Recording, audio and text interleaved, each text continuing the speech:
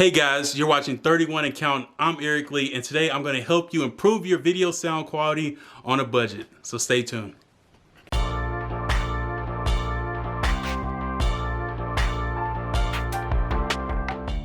So today I'm going to be doing a review of the Takstar SGC598 recording microphone. Let's get right into it. First thing I'm going to do is show you the box. Some of the things on the back of the box. You know, most of this I can't read, so if you can read it, let me know in the comments down below what it says. But it's just a standard box, so there's nothing really to that.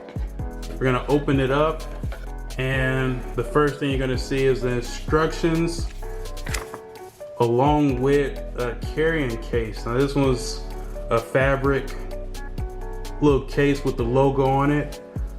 Nothing really to it. I don't know if I trust my stuff in there, but I have different setups. As soon as you move the phone, the first thing you see is this beautiful, slick, lightweight mic. Yes, right now I'm gonna be using this mic for, ooh, that's nice. This is really light.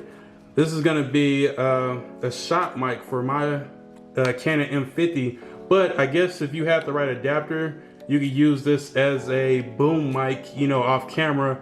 So in case you're far away from your camera setup, it comes with the 3 different controls, your on, off, your boost, and I really don't know what this one is, but my wife told me don't touch it. So other than that, everything's pretty slick. On the other side, you will see your connection to your camera. This is if you're running it directly into your camera. Right there, this plug you plug in, like I do on my M50, you can just plug it right into the side. But you also need external battery power, which is gonna be a battery right here, AA, just one of those. And like I said before, don't forget to turn it on when you wanna record. If you forget, it's not gonna do you much good of having it. It also comes with this little protector.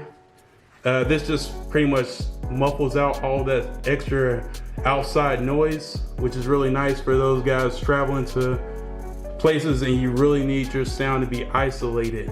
Other than this little frame or mount that it comes with is pretty nifty. It does look a little bulky on my camera, but for the price, this is pretty much one of the best bangs for your buck. So guys, that was pretty much it. That was the unboxing. So for size reference, this is how big the Takstar is. Yeah, it's not very small. It could get in the way, but at the same time, it's incredibly light. So if you have a vlogging rig and you know how you normally use it in one hand, it will not increase the weight very much. Another thing I didn't tell you guys about was the windscreen. Only time you should pretty much take this off is to clean it. Yes, these do need to be cleaned, depending on what kind of environments you work and record in. But keep it on. Any other reason to take it off probably is not a good one. I don't know if they have upgrades for this, but if you know, you can leave a comment down below. And before I get more in depth into this microphone, go ahead and smash that like button, subscribe, so you can see me every week. I'm always doing this. All right, so back into it. Why is this the best budget-friendly microphone, video microphone that you should get? It's because it's $20, guys. For $20, I know guys, a lot of you guys are saying, why not get a Rode mic? Well, I'm gonna tell you one thing about the Rode mic is you have to pay for it. So for you guys starting off, it's probably not in the budget.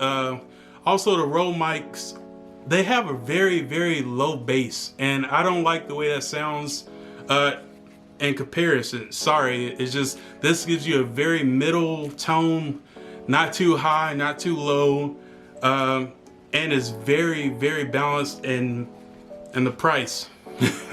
It's balanced in the sound and good in the price. I'm sorry. For this channel, we normally do what's affordable and what gets you that pro quality sound, visual, all that at an affordable price. And this is pretty much gonna meet all those standards. And just look at it. So this was not the first unboxing I did of it. I actually have audio of how good this sounds in my Thursday boot video, which I'm gonna link above right somewhere up there. So I'm gonna have the link so you can check it out if you haven't seen it already. I'm glad that video is doing pretty good. Another thing, the reason I'm going to be using this is as a shop mic on top of mine, like most of you guys, but I have seen people modify these so you can use them as a boom mic. So say if my camera was pretty far away, depending on what kind of studio you have, the microphone will be just out of frame and it should pick up your sound pretty good. That would be just you buying another stand to connect to this. I think the screw works pretty good, but all this unscrews, so you pretty much can find a mount for it fairly easy, fairly cheap, especially if you got one laying around, then you're pretty much halfway there. Another thing I want to tell you guys about is reliability. This is not a new release microphone. This has been proven, and there's many other channels you can Google. If you're looking at this product, it's on a lot of different platforms about how nice this is and how efficient it works. So I guess you guys want to know, how's it sound? So right now you hear me talking, I'm speaking right into my Canon M50, no external microphone at all.